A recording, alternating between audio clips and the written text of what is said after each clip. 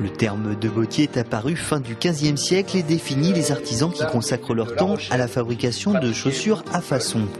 Gérald Thibault a mis le pied dedans très tôt et c'est la matière première, le cuir, qui l'a tout d'abord attiré.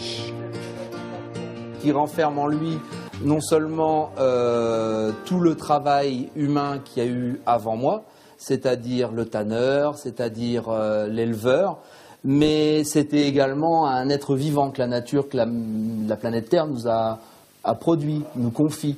La singularité de cet atelier, c'est qu'ici les chaussures sont fabriquées sur mesure. Plus de 45 heures de travail seront nécessaires avant qu'une paire voie le jour. Mon premier travail, c'est déjà de mesurer les pieds du marcheur, du client.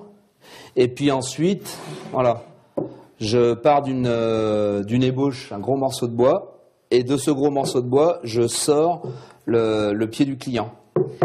Et pour mener à bien cette opération, ce morceau de hêtre va passer sur le parloir, un outil aujourd'hui rare qui va permettre de dégrossir la forme du pied. Et une fois que j'ai restructuré le pied, la seconde partie du travail se fait à la râpe. Chaque client a ainsi sa paire de formes, une opération longue et précise qui prend en compte la morphologie du pied, mais aussi la dynamique de la marche et l'utilité des futures chaussures. Voilà. Restera à choisir et découper le cuir souhaité pour enfin le placer sur le modèle en bois. Plusieurs paires seront réalisées avec des matériaux de 2e ou 3e choix jusqu'à ce que la chaussure épouse parfaitement le pied. Ainsi, il accompagne la marche de ses contemporains. Avec quelques clics, la chaussure est fermée.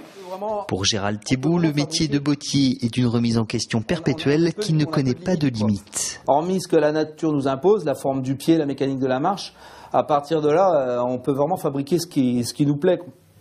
Ou ce qui nous plaît, ce que le client demande, quoi. On peut même parfois aller au-delà de ce qu'il attend. Après avoir travaillé de nombreuses années pour de grandes marques de l'industrie de luxe, il renoue aujourd'hui avec ses origines et s'épanouit au contact de sa clientèle.